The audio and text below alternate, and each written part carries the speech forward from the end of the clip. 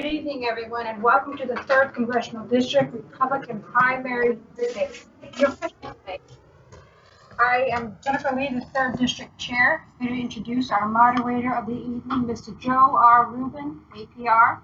As president of Rubin Communications Group of Virginia Beach-based public relations, advertising, video productions, media training, and internet consulting firm.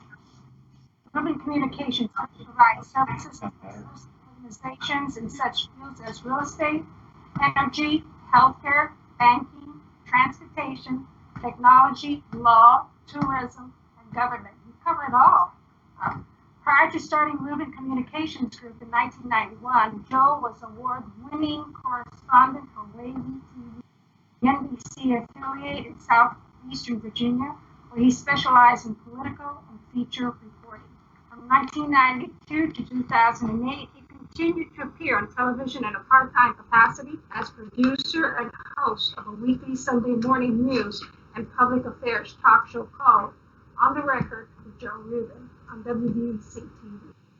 A native of Richmond and a graduate of University of Virginia, Joe has been honored by the Virginia Beach Human Rights Commission, the State Senate of Virginia, and the Virginia Conference for Community and Justice.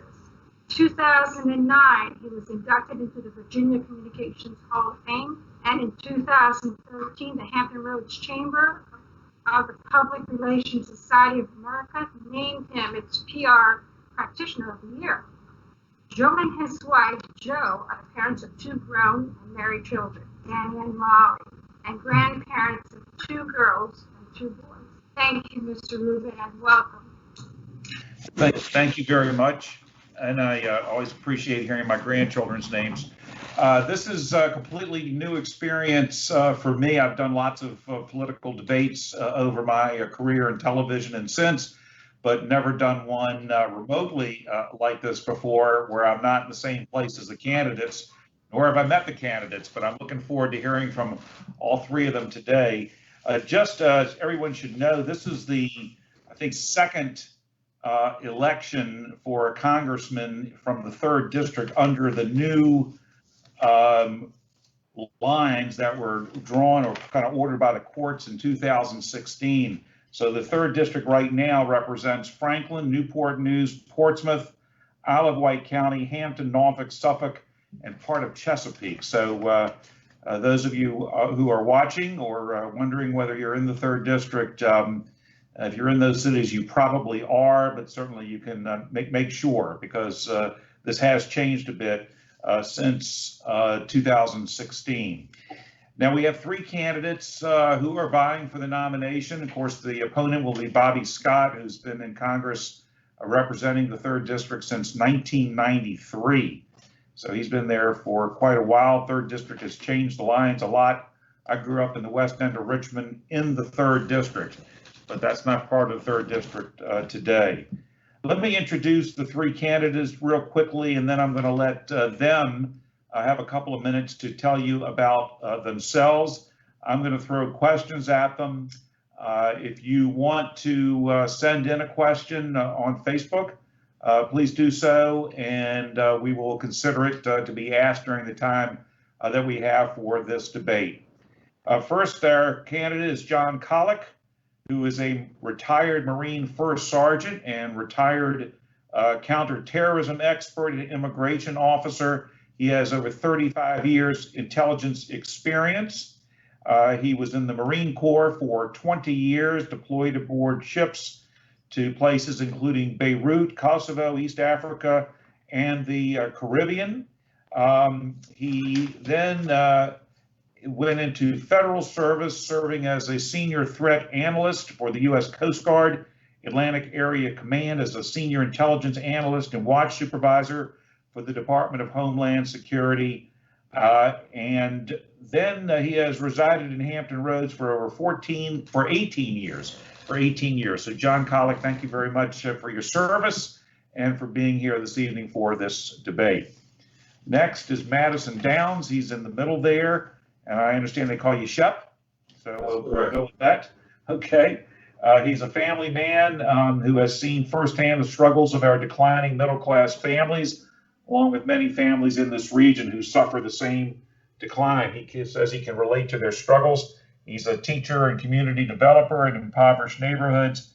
He knows the trials and tribulations of poverty and is acutely sensitive to the issues and needs of our most affected citizens. He played football for Hampton High School. He says, "Go Crabbers." He's had the unfortunate experience of losing family members due to unwarranted violence and crime. And it's great to have him here with us today as one of our candidates seeking the nomination for the Republican Party. Madison Downs, welcome. And last but not least, we have George Yakas, who is a New Jersey native. He graduated from the U.S. Naval Academy in 1974 and then served 20 years in the Navy as a pilot and naval officer in a variety of assignments that included overseas headquarters shipboard and aircraft carrier duties. Following active duty, he worked as a performance improvement consultant for the U.S. Coast Guard, improving organizational excellence as an internal management consultant. He has a PhD in management from Old Dominion University. And I'd like to add that he is also the band leader, lead singer, and keyboardist in the local music group, the Fun Doctors Band. Fun is spelled P-H-U-N. So we have a few minutes. Maybe we'll get you to pick up an instrument before this whole thing is over. So thank you very much. So we have our three candidates. So we're going to go in alphabetical order to start, and when we end with closing statements at the end, we'll go in reverse order. But right now, let's start with Mr. Pollack. Take a couple of minutes and tell us about yourself and why you're running for Congress. Thank you, Joe, and thank you for moderating this position. I want to thank the 3rd District for hosting this. You've filled most of my history, actually, so let me tell you a little bit about why I decided to run. I never envisioned sitting here. I never envisioned getting into politics.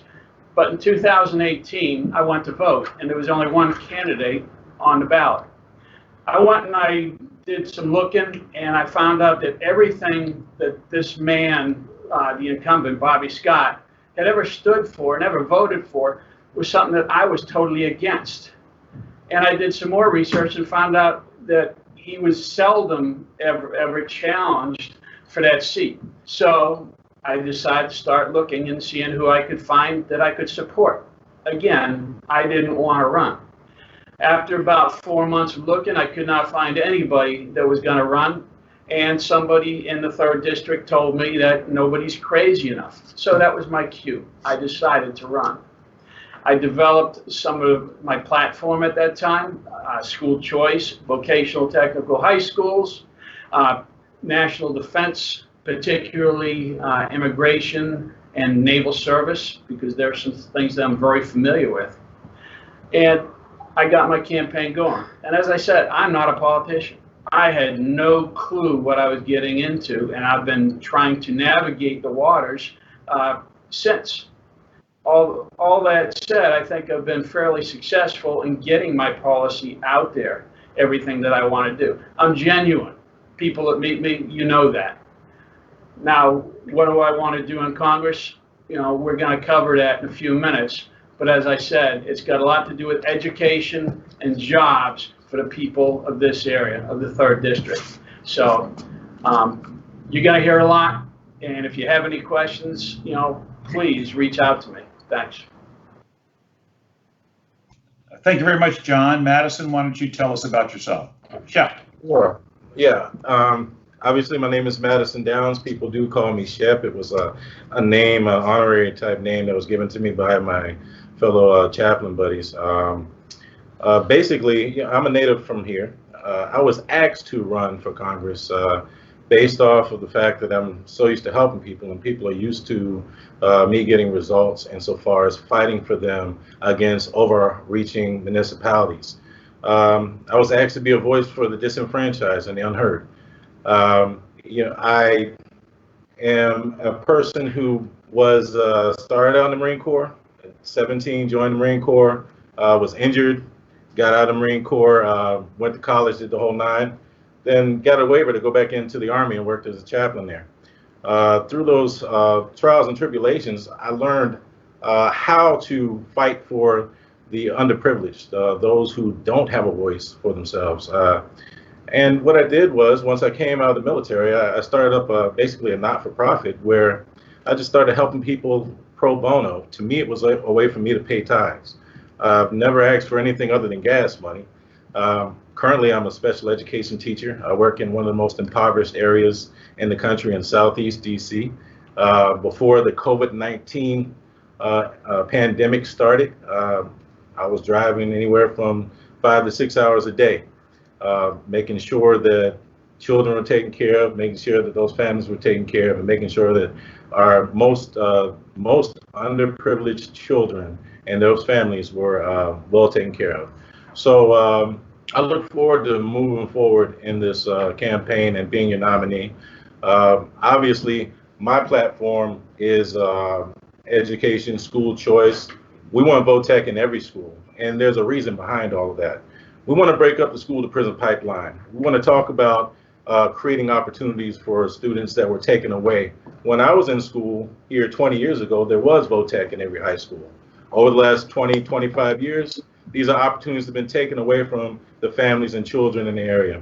If you look outside windows in Portsmouth and in Newport News on the East End, you see gentrification. Voices that have been forgotten by a representative that supposedly is supposed to be their voice. Rather than having a representative that has become a lobbyist for the lobbyists, people need a voice that's going to fight for them, and I'm the person. Thank you.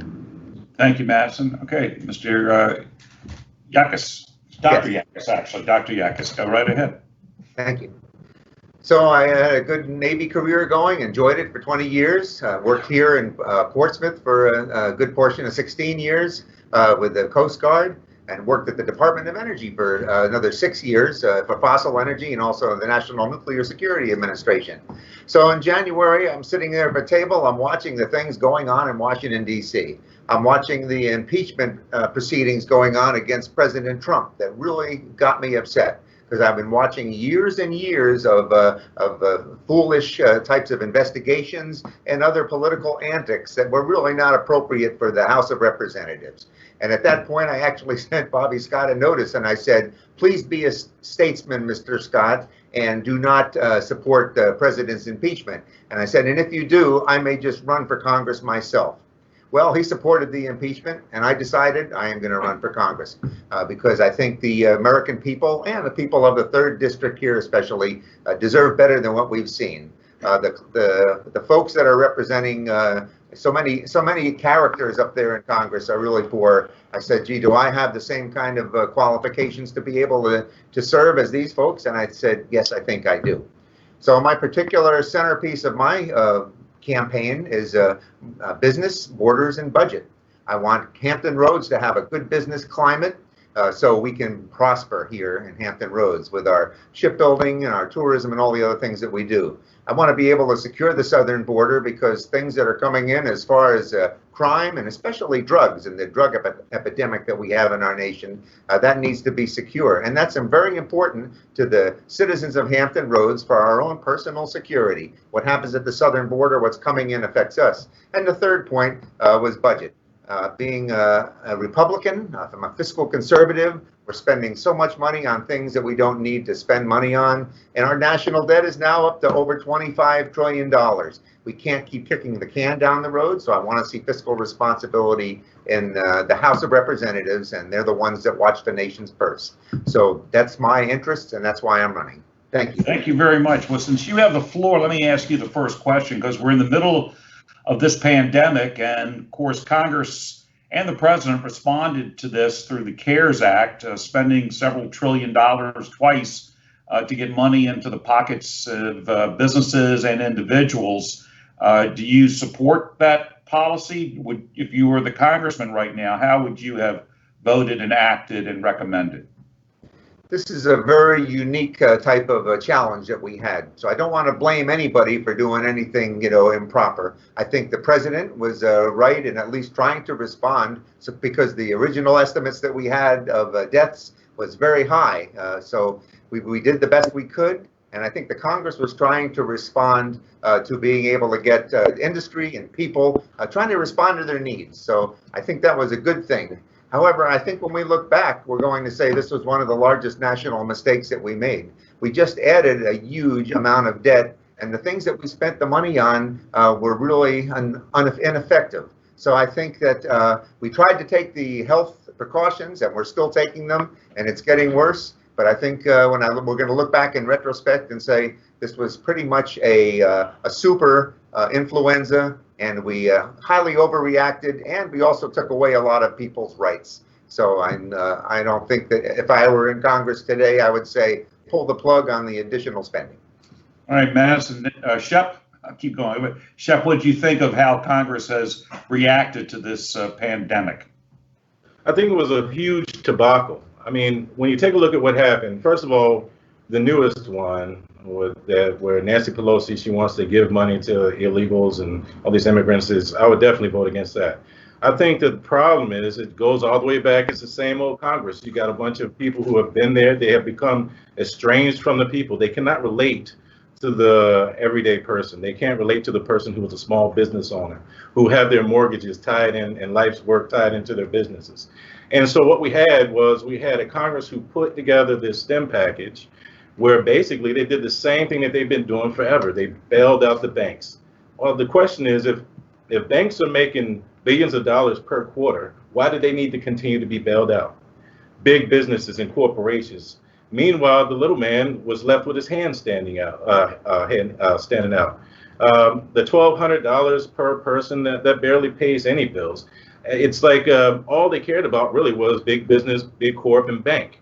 Nothing about small business owners. Nothing about the everyday average worker. So I think it was a huge mistake. I don't think that they thought it through. I think that President Trump had to do something by the time the bill got to him, because people were hurting.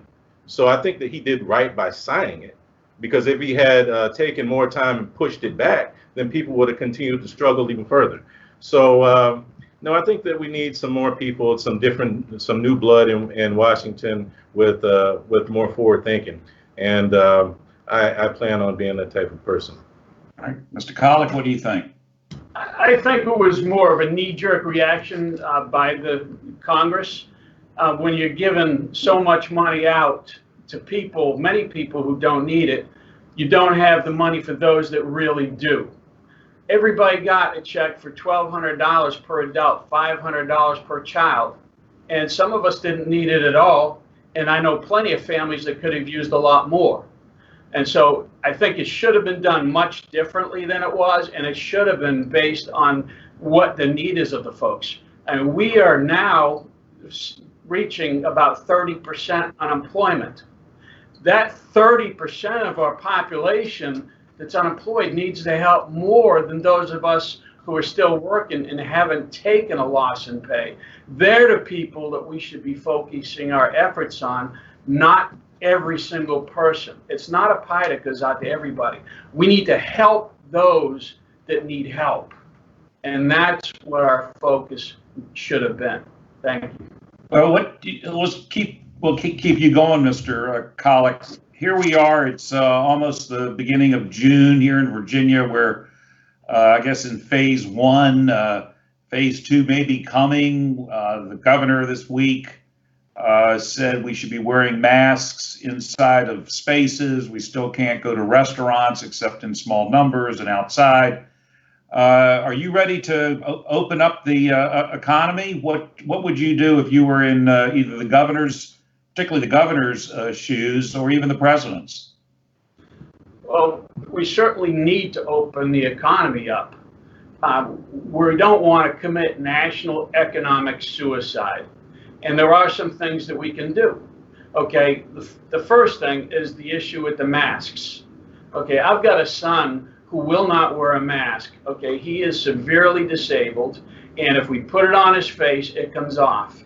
There's other people that may need oxygen or they're severely claustrophobic. The mask issue should be a personal choice. And we take that one step further. If we're going to go out into the community, that needs to be a personal choice. We're finding that most of the people under the age of 44 are not being as severely affected as those that are older, particularly those with underlying health conditions. And we also have a large number of people that may take different medications. For instance, I take Plaquenil, And my doctor told me not to worry about the COVID-19 because all the evidence points to you're not going to get it. So what I'm saying here is those groups of people that are more susceptible, they should quarantine themselves. Those people that are not as susceptible and they want to go out and they want to make a living and take care of their families, they should be able to do that. The restaurateurs, the small business people, it should be up to them how they operate. Now, the health department does need to come into play a little bit here.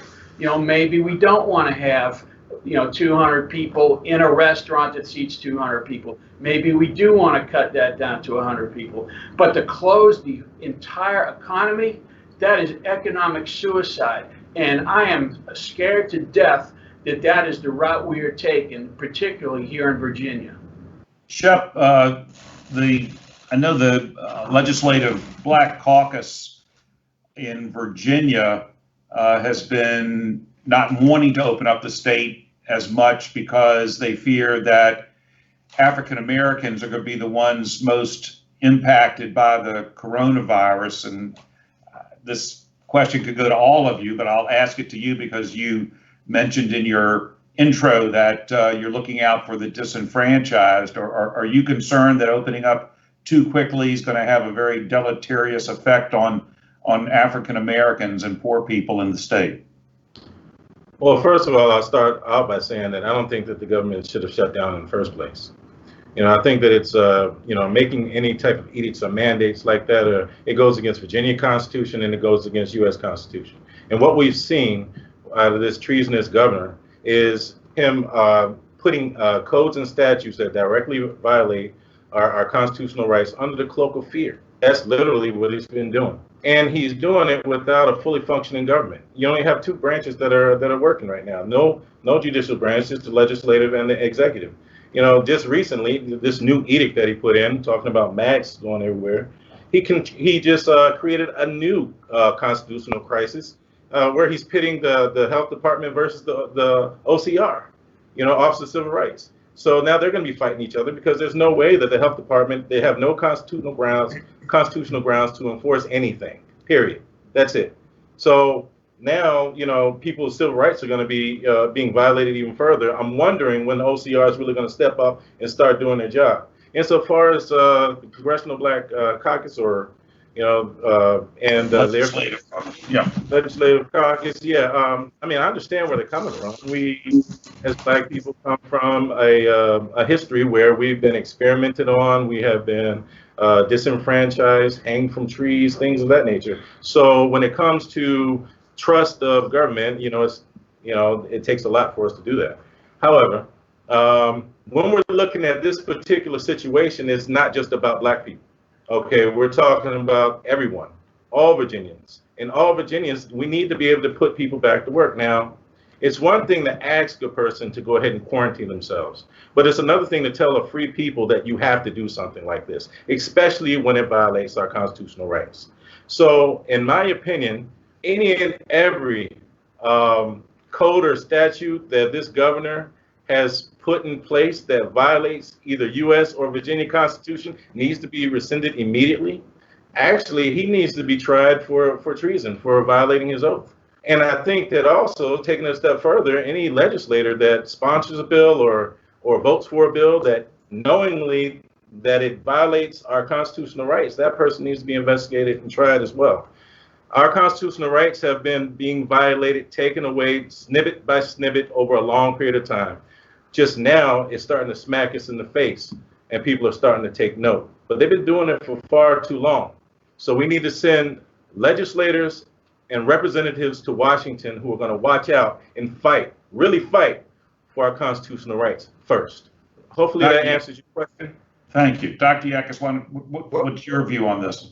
Well stated by both of my colleagues. I agree this was a high infection and low morbidity type of disease, and that the risks were overstated. People should have the right to be able to respond to it the way they want to. One size does not fit all. Arlington is different than Abington. So having people having the choices to make without having the government being heavy-handed. I agree that they overstep their bounds, and I think these are constitutional issues, and the government should not be out there picking winners and losers and telling people that you're essential and you're not. How absurd is that? So again, I would open up. We've seen Sweden open up. We've seen Florida and Georgia and other states open up. I'm ready to open up Virginia again and get our economy going, especially so we don't hurt the small businesses any more than they've already been hurt. Are you concerned? I know that obviously the public health people, the epidemiologists are saying if we open up too quickly, we could overwhelm the hospitals again. Are they just crying wolf? I think they're just crying wolf. I don't have a reason to believe that model is correct. And I think from what we're seeing and experience, the risks are overstated. No, I just went out. We got a question here. All right, let's put that up there again, I guess, so I can see it, or can I see it? How do you propose? This is from Matthew Zimmerman. How do you propose implementing and funding the proposed vocational trade and tech school centers in American cities? Is this the responsibility of the federal government, or is this something that should be left to the states and local governments? We'll start with Shep in the middle there. I think it's both. You know, it's going to take some of the local. It's also going to take federal. If you look back at some of our most successful governors and that we've had in Virginia, they invested in education. They invested in industry. They invested in the things that making sure that we had good skilled labor, that we're bringing in new innovation, things of that nature. It's also a part of Congress to be able to allot the money. But the problem that we're having in a lot of places is once Congress allots the money, I'm sorry, did you say something? Okay, no. Once the money is allotted, it's misappropriated. The people are not using the money effectively. So I think it comes from both. But along with that, what I also did was I went ahead and wrote a plan whereby we can actually create these alternate schools or alternate school districts, whereby we take the money that's already being used, tax money, that's already being used. It kind of works kind of like the school choice piece, but it's even a little bit different than that. But, and I'm willing to share this with folk. I haven't put it out there out in the public for everybody to see yet, because oftentimes when I say things, I find out that at least one of my opponents ends up coming out of their mouth. So, but after this, I'm willing to share this plan. This particular plan will bring in at least $756 million per year starting out. And that's a conservative number, whereby we can create these school systems, create even new social services systems, create new qualified mental health professionals to work with, clergy, police, teachers, and we can create our own curriculum. Within that curriculum, we will have not just the trade that talks about welding, plumbing, electricians, but multifaceted tradesmen. Because as we move forward in the future, even if you look at what's going on at the shipyard, part of the problem that they have in the restructuring of the shipyard was the fact that they had workers that were not quite equipped on how to fix the vessels, you see. And so that was a huge problem. And part of that also had to do with not being able to have the schematics, because certain companies weren't allowed to be privy to that information. But the huge problem was the fact that we didn't have the skilled labor, the people who knew how to work on the vessels.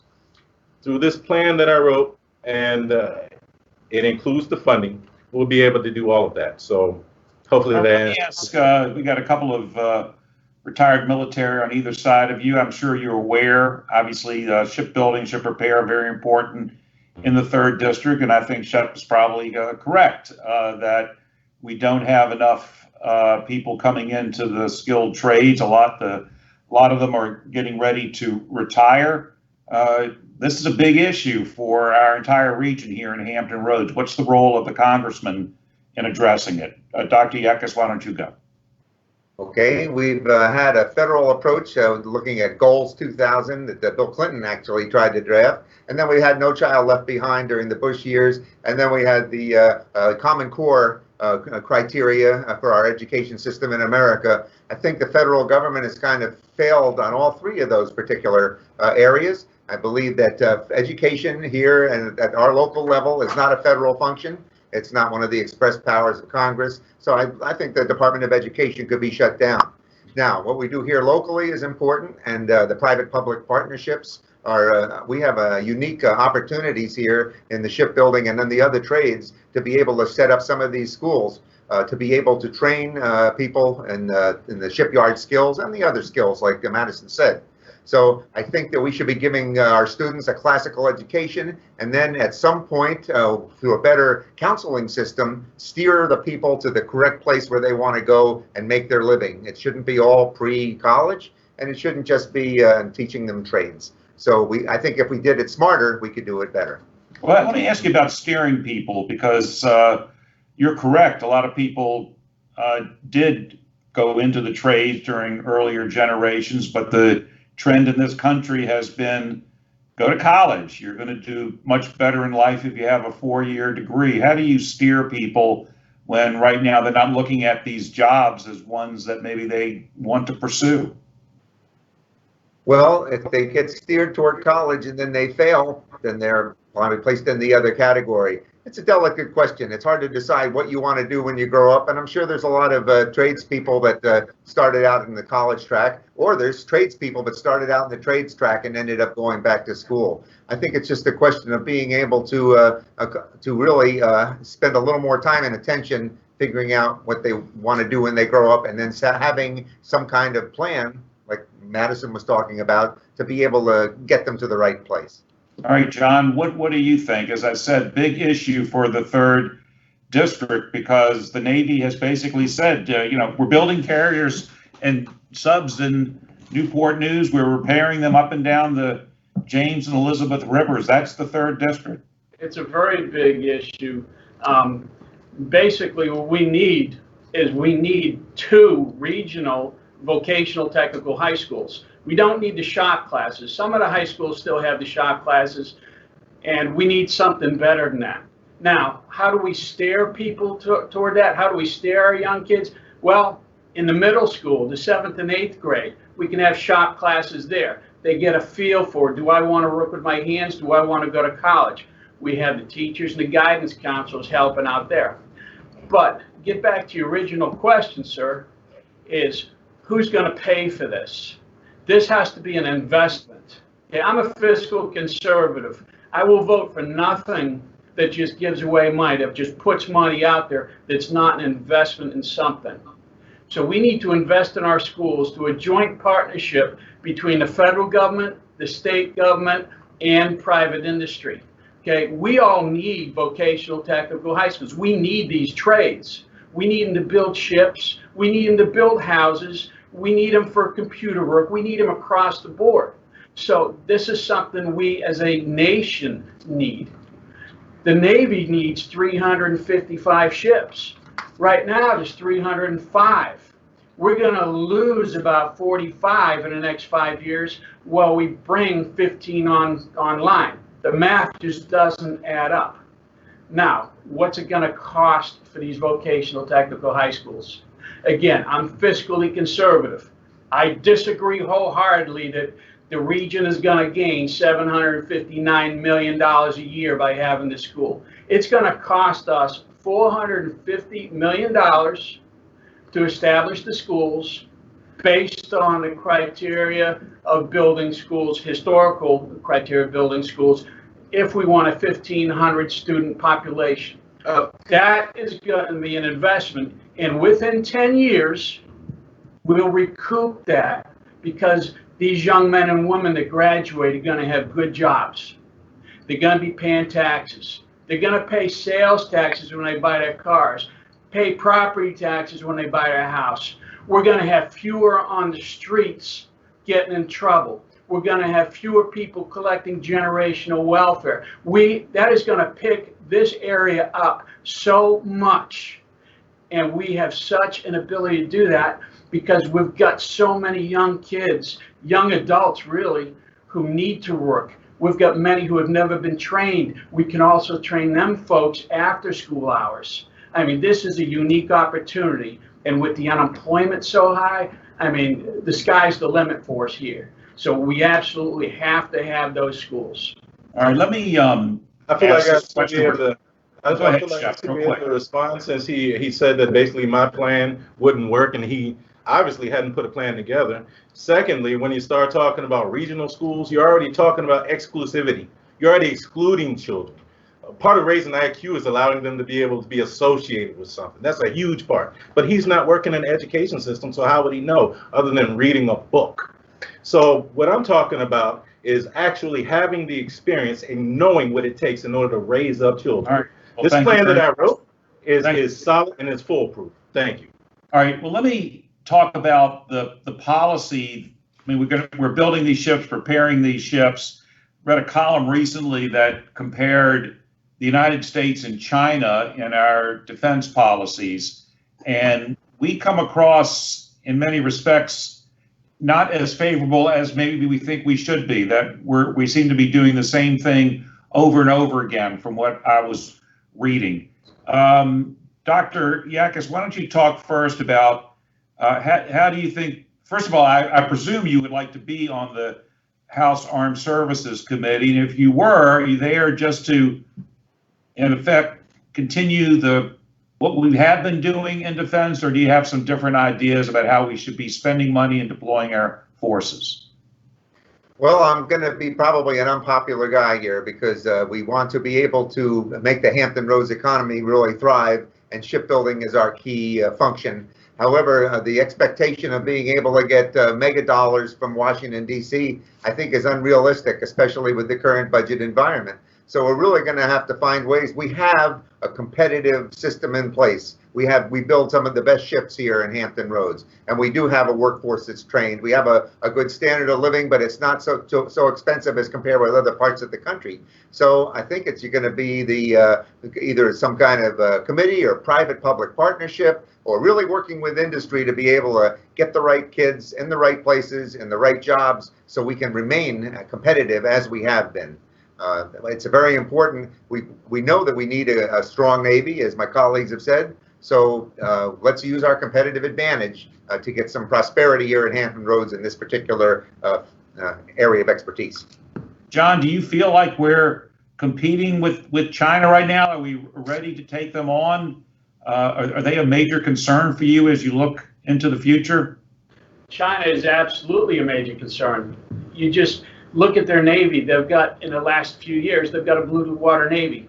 They've got subs that go underwater. 20 years ago, their subs would leave land as long as they could see the land, but they would not go underwater. Okay, they're developing an aircraft carrier. So they are trying to be our adversary. Now, are they going to come invade the United States? No, they don't have that capability. Are we going to invade China? No, that's not a capability that we have with the amount of people they have. What we're going to fight is on the economic battlefront. Okay, they're making our drugs. We need to bring that home. They're making so much of the material, so many things that we require for national security that we should be making right here. We need to bring that home. There are some things that we send the raw materials over to China for, and they make the item, an iPhone, for instance, and then they'll send it right back to the United States to sell to us. That's unsatisfactory, in my opinion. We need to start bringing that stuff home and making it right here in the United States. And that's where our next battle is going to be, in the economic forum, not so much in the military side. Well, Shep, if you agree with that, how do you change that? We've used to manufacture quite a bit here in this country, and I guess we like cheaper prices. There must be manufacturing up to our expectations. How do you change that? Absolutely. Let's just go with big pharma, pharmaceuticals. We need to make producing pharmaceuticals and medical supplies and medicines attractive right here in the Hampton Roads area. And what better place for it? Because then once we do that, number one, it's going to give us a huge shot in the arm insofar as the economy is concerned. We can export, so absolutely, that's one huge piece of industry. Another piece of industry is we have these huge mounds of coal. We've been working with a company called Green Coal Solutions, where we could take that coal, and this would actually be more bipartisan, because we were able to clean up the waste from the coal, be able to create new, different materials like fire retardant materials or paper waste materials, things that you can use on an everyday basis. So that would bring in hundreds of jobs. So yeah, I mean, absolutely. We need to be able to, right now, as it stands, we need to, and specifically speaking about Virginia, we need to open Virginia back up for business. Right now, it's not open for business, and it's not attractive for many companies to come here and start their businesses. A lot of people are leaving. So we need to make it more attractive for people to bring in these new industries and these new companies. So, Dr. Yakas, a lot of the jobs, obviously, that are products being manufactured overseas, the reason is because they're willing to work for a much lower wage. And Americans like the low cost of those products because of the cheap labor costs. Are those the kind of jobs we want in the United States of America?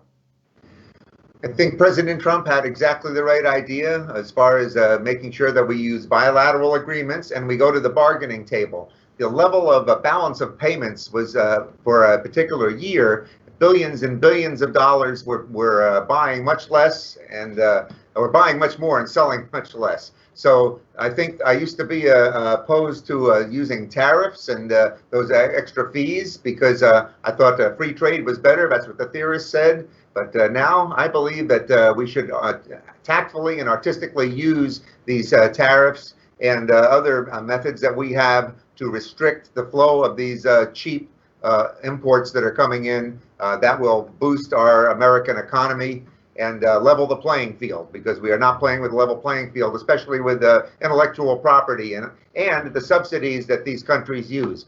We need to do something to level the field.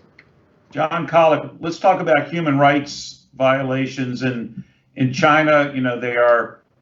We're seeing it being played out now in Hong Kong and Taiwan. What should be the United States posture in supporting those, whether we call them nations or nation states? Well, human rights, Jimmy Carter had that right, one of the few things that he ever had right. Human rights is of paramount importance. We are given God-given rights, okay? We all have them, no matter where you live. However, in various countries, they've taken them away. We're fortunate we retain ours. We need to at least vocally support human rights in every country. We should go back to opening up the Voice of America and broadcast that throughout the world to give hope to these people that are being oppressed and being abused. That would be instrumental in helping them rise up and hopefully maybe influencing them to physically rise up and take over their governments in some form or fashion at some point. But in Hong Kong, for instance, 100 years of British rule, and then the next day they become Chinese. That was wrong. That should have never happened. We should be definitely supporting the people of Hong Kong and Taiwan. And again, Taiwan's an ally of ours. If we turn our back on Taiwan and we expect our allies to be there when we really need it, we've got to support them. Shep, how would you support them? well, I mean, wasn't it the other day where we just had a black man get killed by officers having their knee on his neck? I mean, there have been a slew of these things happening right here in this country. I think that what we need to do is worry about ourselves first. I've heard a lot of stories about, people who are having problems outside the country here, immigrants that have come here and they want to talk about the plight and so on and so forth. I'm more concerned about what's going on right here in America. I'm concerned about American workers being overlooked for foreign workers with these visas. We need to shut that down. I'm concerned about people's human rights going on, being violated, and constitutional rights being violated right here in our state. So I think that before we start worried about what's going on, of course we want to support them. Hey, get your stuff. We want to make sure that you're good. If you need some help, we can do what we can. But right now, we need to worry about what's happening right here in Virginia. We need to worry about what's happening with our people right here in America. We need to make sure that we're secure in our borders. We need to make sure that it's Americans first, period, bar none, that's it. Before we start looking outside. That's my take on it. Dr. Yakas, he just raised an interesting point. I'm trying to stay topical here. Minnesota, Minneapolis was sort of almost in flames over the treatment of this African American by the police officers there who've been fired, and people are calling for them to be arrested and charged with murder.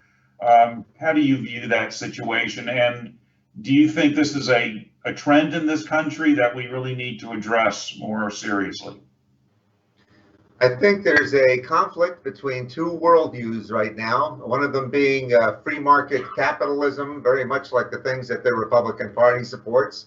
And I think we have a Marxist element in the other side, which is trying to divide our country.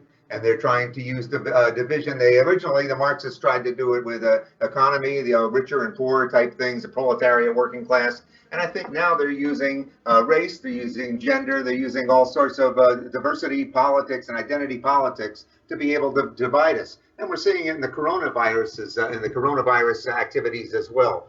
So, and I also think that we have a certain level of corruption in some of the material that we get to be seen on the news and so forth. I think that if there's been misconduct by the law enforcement and police, they should be prosecuted fully and pay the penalty. I think also that we should be able to discern when something is legitimate and something is fake news. I'm not saying that this was. I'm just saying that it's important for us to understand what happened and then treat it appropriately and with dignity for the people that are the victims. John, should all Americans be upset about this? Or, we don't want to stop police officers from enforcing the law. Where's the fine line there? Well, every police officer takes an oath. Okay, it's an oath that's a little bit different than most other public employees. With that oath, they have the authority to stop people. Okay, that is an incredible authority that they have. So we are entrusting these men and women with a lot of authority that we won't give to anybody else. But when they abuse that, they've got to not only lose their jobs, but they've got to be prosecuted to the fullest extent of the law, period. Because we can't have this at all. Let me ask you about President Trump. How would you rate his performance in office? I assume you all support his re-election. Would you like to see anything different from him in terms of either decorum or policy going forward into a second term? Shep, we'll start with you. I think that President Trump, once history is done with this and we get him in there for another 4 years, I think it'll go back as one of the most pivotal points in American history, period. He's important in a lot of different ways. From the aspect from his policies that have been helping, like take a look at the First Step Act. It didn't go far enough, but it was a first step. You understand? That's more than Barack Obama did. Barack Obama didn't help with HBCUs. He did. His policies, when you look at the Tidewater area, look at unemployment, look at the wages, they always lagged behind the rest of the country under Obama. It wasn't until Trump came that we started seeing a rise in all these things. But it goes even further than that. We're talking about police officers and the fact that they have sovereignty and so on and so forth. A lot of people don't understand the Constitution and how that's a violation of that. But if we get somebody like a Biden in there who can't remember what his last name is half the time, and what we're going to have is we're going to have a people who are going to be rocked all the way back to sleep. Right now, under President Trump, he's waking up the country. Listen, there's some things he says that I don't like. There's some things he says that I do like. But I do think that what he's doing is edifying the country. He's waking people up. People are taking more note. They're being more conscious about what policies are helping them and how. You look at Biden, he was co-author of the bill that put, he has so much blood of black folk on his hands from his, what was the bill? Crime bill. Yeah. Huh? What was it? What you say? Crime bill. Yeah, the crime bill. Yeah, yes. Exactly. That's it. Correct. Yeah. So much blood on his hands, We have to walk all that back. We have to dig in and see exactly. You know what? He's one of those people that I think that need to be tried. So yeah, I'm 100% behind President Trump. I want to see him be reelected, and more importantly, we need people like me to be able to get out into the communities in order to advocate to people who wouldn't even give him a second look. Simply because they're so used to voting Democrat. They're so used to, well, this is the way my mom voted. This is the way my dad voted. For generations, we've done this. In my community, they're not going to listen to him or him. They've never been in my community. They've never been to most people around the third. These are facts. They can get mad all they want to. They haven't. And the people are not going to listen to them. And I can give you a prime example. I went into a barbershop once. They thought I was a Democrat just simply because I was black. But before that, he had my sign up in the window the whole nine. When he found out I was a Republican, he pulled it down. So I went back in there. We went in there, we went round and round. We almost had to move furniture before we actually started getting to the point. Look, bottom line, these are the things that you have to go through in order to change a mindset that has been entrenched for generations. They can't do it. I can. We know what the district looks like. We know what it's going to take in order to move a people. They can't do it, but I can. How was the haircut? Well, it grows this way now. It doesn't, I'm publicly challenged. So, I've been that way for a while. So Okay. I was born in fall. All right, Dr. Yakas, let's talk about President Trump. Are you satisfied completely with him? Anything you change in a second term? Well, I disagree with my colleague on my viability. But besides that, I think President Trump is going to go down in history as being one of the greatest presidents of my lifetime, at least. He has unorthodox ways, and he has certain demeanor issues, I think, that are unattractive to people. And I don't think the press really helps with their constant, 24/7 badgering. But just as he walked into the office, promises made, promises kept. Economy, getting rid of the regulations and rules that were hampering us, and improving the trade rules, and strengthening the military. I could go on and on. I love President Trump. I'm going to back him up 100% as he gets reelected, and I want to be part of his Congress. I want to flip the House so we can get back to work instead of the wasteful several years that we've had under Democratic control of the House. And I don't know. I don't have anything to change. John, would you take away his cell phone so he's not tweeting so much? Oh, no, not at all. President Trump is genuine. Okay, we want to see this come out of him because now we know people are listening to him. How do we know they're listening to him? Because they complain. But you ask some of these sane people, what did you think of George Patton? Oh, he was the greatest guy in the world. His mouth was worse than the president's. George Patton. So no, the president's doing a great job. He's cut taxes for people. The crime bill. He got rid of one of our biggest terrorists that the world has ever known. The president is doing the right thing at every turn. He's 6 paces ahead of everybody else. Yes, there have been some things that I thought, oh, maybe he shouldn't have done this. And then an hour later, I find out, no, I guess I was wrong. Now, I just have to say one thing, though, because I do have to take some opposition to what Madison said. I have a very strong base of conservative black men and women supporting me. I'm sorry. Okay? Black people are not monolithic, particularly conservatives. They do not look at a candidate's color to vote. They look at what that candidate is going to do for them. And my policies, my proposals are right in line with what everybody needs. Well, let's follow up on that for a second because you're running in the 3rd district, which is, as I said, the lines have changed, quite a bit, but it's been a pretty safe district for Bobby Scott up until now. Do we lose everybody? Or we? Yeah, you just lost your pick. All right. Well, can you all still hear me? Yes. Okay, good. So You're going to have to, my understanding is the district is sort of 45% African American, 45% white, 10% maybe Latino or other. For a Republican to win this district, first of all, do you think a Republican can win this district? And are you going to have to turn a lot of traditional Democratic votes to do it? And how are you going to do it? And I'll start with Dr. Yakis. Could you hear me?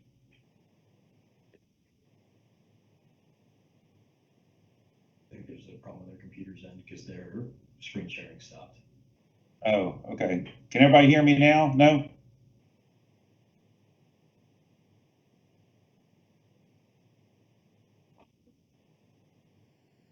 Their screen sharing stopped.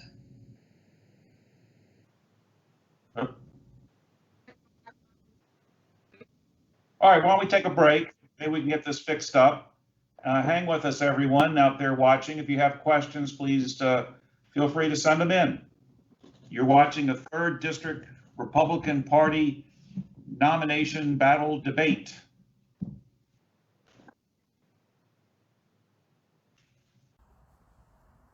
Hello, my name is Latoya Haight, and I am the Regional Director for Trump Victory. This is such an exciting year for Virginia, and I am confident that we will make Virginia red again.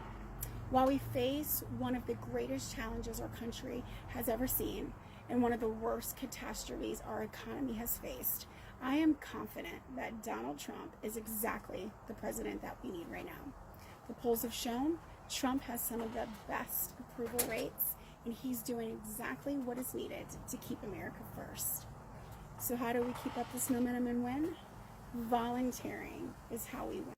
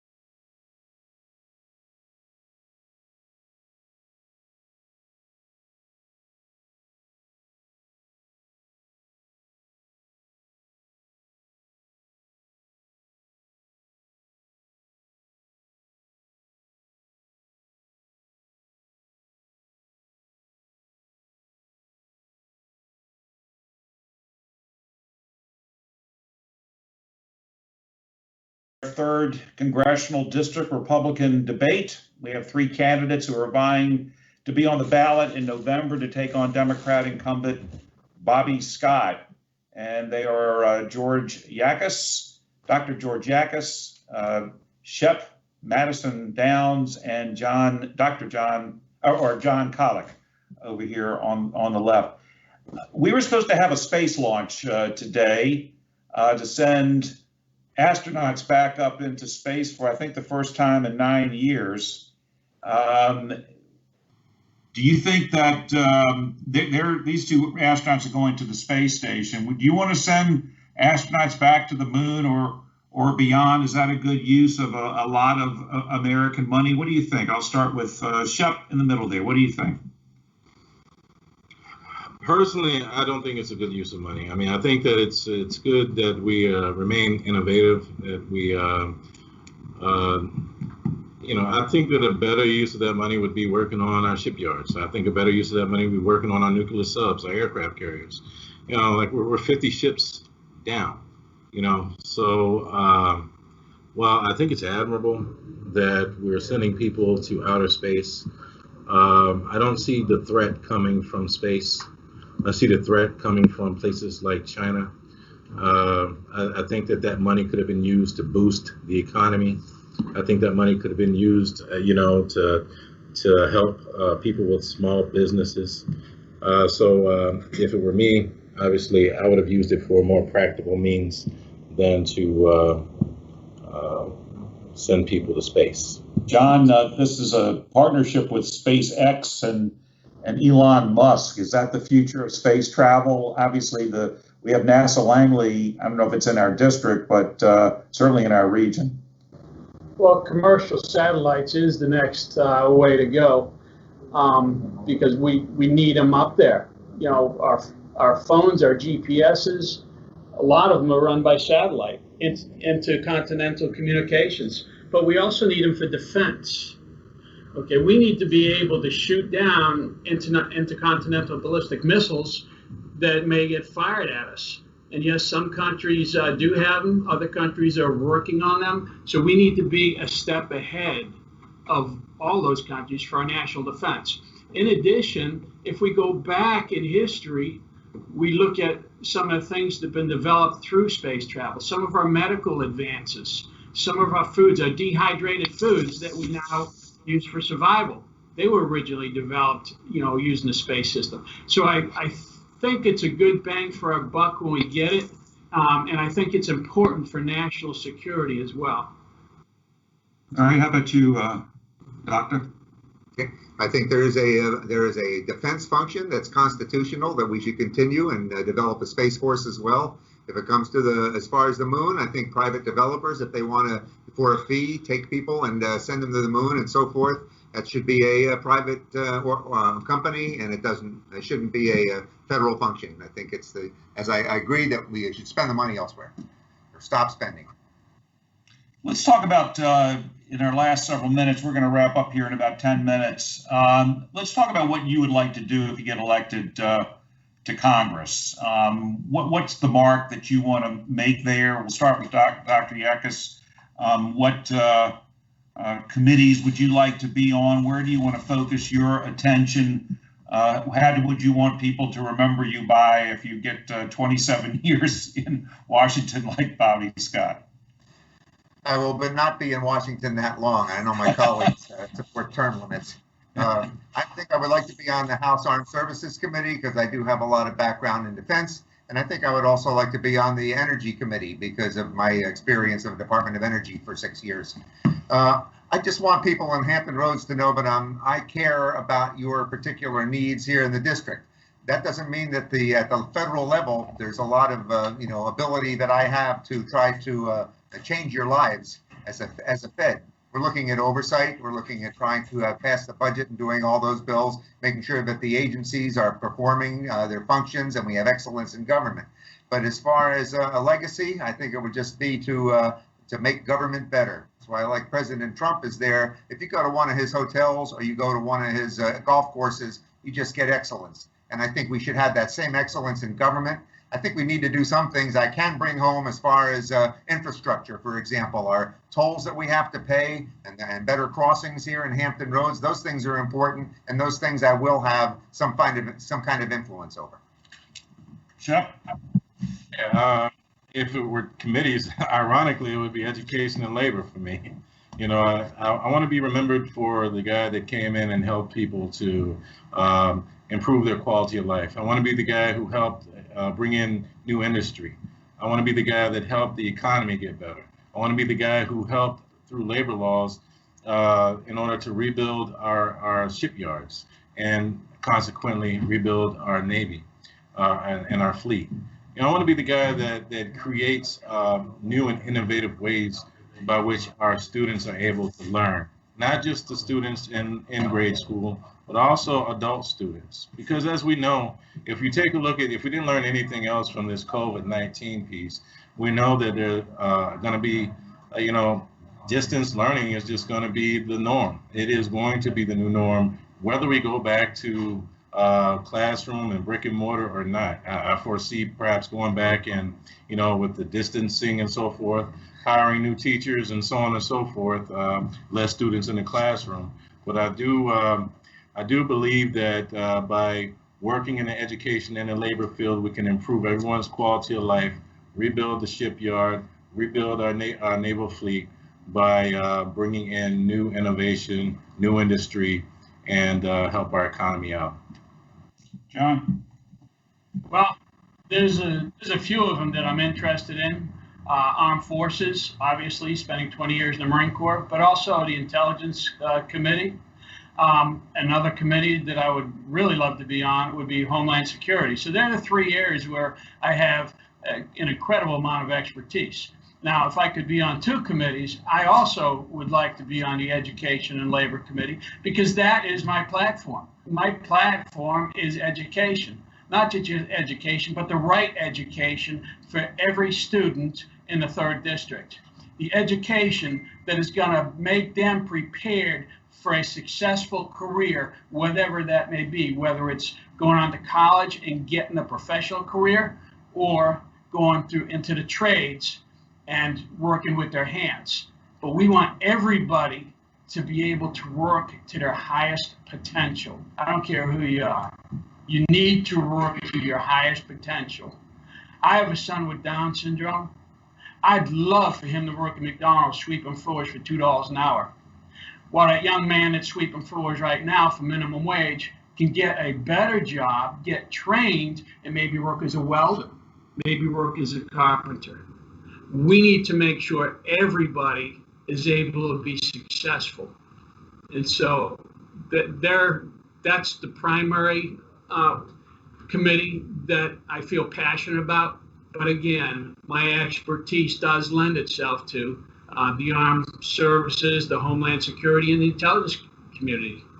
Thank you. All right, let's go to our closing statements. Each of you gets a couple minutes, and then we're going to hear from our party chair to wrap this up. Obviously, if there's something that's on your mind that I didn't ask about, or you didn't get to say, this is your chance to say it on any issue. So let's start with Dr. Yakas. Okay. I just want to say that I'm sticking with my primary line of business for Hampton Roads in Virginia. We should be number 1 to the state to do business. We should do the borders to keep everything secure, and our budget. We can't keep spending as we are. I think I know I'm a viable candidate. I don't want to sound like Joe Biden saying that, hey, you know, I can't win in the 3rd District. I think that's kind of ludicrous because I think the people of the 3rd District are smart, and they can recognize what's important to them, and they'll make their right choices. I am also it's important to me constitutional principles are important, and Judeo-Christian, we haven't talked about that very much, but that's where we have our values as America, and I do not want to see those abandoned.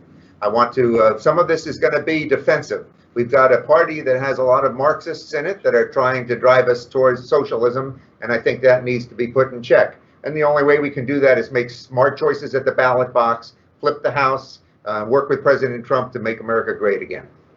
Keep America great. There you go. Get the right slogan there. Right. Okay, Shep, go right ahead. Yeah. Listen, I'm the best candidate for this job for the simple reason that, I have a track record of fighting for people. This is not something that I just decided to pick up a book and decide that maybe this policy might work or, without any expertise or experience in it. The other piece is that I'm able to relate to people no matter where they are. You know, my two colleagues here basically cut off half of the constituency by backing out of the last debate. Half the constituency is highly upset about it. When we're talking about actually fighting for constitutional rights, I'm the only guy that's been talking about that. Nobody else has been talking about how the codes and statutes that are being put forth by the governor, how they directly violate our constitutional rights, what to do about it, how do we walk that back? They need to be rescinded. Legislators who propose such things, they should be tried. No one else is saying that except for me. No one else is talking about putting Americans first. No one else is talking about how these visas are causing American workers to be overlooked for jobs. No one's talking about that except for me. We need somebody out there that's going to fight for everyone, not just a certain section, not just a certain group of people, but everyone. And we also need someone who can carry the message, the conservative message, to everybody all over the district, meet them where they are, and talk about the message in a way that it resonates with them. Like over kitchen table type talk, where it's tangible and it means something, not where it comes across condescending. There's a huge difference there. So I look forward to it. I'm asking for your vote, and thank you so much, and thank you for having me tonight. Mr. Colley. Yeah, Joe, when I was a kid, my mother used to say that the only success of the Democratic Party was to let people survive but not thrive. I believe that everybody should have the opportunity to thrive, not just survive. And that's why I adopted the policies, the proposals that I am setting forth. And many folks that have listened to me in the past have heard them. You've heard me talk about school choice. You've heard me talk about vocational technical high schools. You've heard about immigration. With the screen in there. Thing we didn't get it discussed tonight was immigration reform. A big component because our immigration system is broken. Folks, we have what's called an Immigration and Nationality Act that is broken, and it needs to be fixed immediately. We also need to build that wall, folks. We can't walk through an airport, an international terminal, just walk through. That's all the wall is. The wall is just a checkpoint to get into this country. Yes, I support the president. I support everything he's done. I support the people of the 3rd District. We need to make sure everybody's got the right education and the right jobs. We need to make Hampton Roads the best place to live, the best place to educate our children, the best place for tourism, and the best place to retire.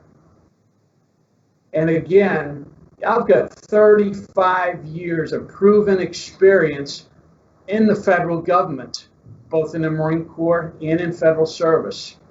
I have been an advisor in the Department of Homeland Security to an Undersecretary of Homeland Security for Intelligence. Okay, I know what it's like to work in a crisis, and I know what questions to ask of people in the deep state when they're lying to congressmen under oath. I will be the best congressman you can get out of this district. I may not be eloquent, folks, but I am genuine, and I promise you elect me, that somebody that works for you, the people, for a maximum of 6 years, because yes, as Dr. Yak has said, I do believe in term limits, not 28 years. It's time to retire Bobby Scott. So please vote for me on June 23rd. Thank you. Have a good night. Well, thank you all very much, all three of candidates. I think y'all were excellent. I think you all were authentic and very genuine and very well spoken, and I think we learned a lot.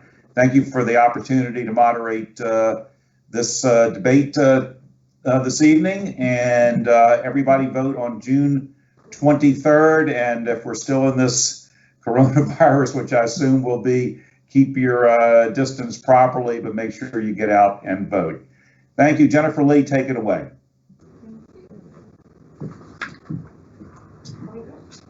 It's your chance to talk. Thank you, everyone, for joining. Mr. Rubin, you were phenomenal. I'm telling you, you brought the best out in our candidates. Thank you, sir, very much. I want to remind everyone, June 23rd is the primary. Please show up at the polls. We have 3 excellent candidates here right now, but you have to show up, or it's not going to matter. Mr. Bradshaw, Tim Bradshaw, to say a few words. Again, Mr. Rubin, thank you. Just want to thank everybody for joining us tonight and hope that you all enjoyed the debate. And like Jennifer said, look forward to seeing you all at the polls June 23rd. Have a good night, everyone. Thank you. Good night. Good night, everyone. Thank you.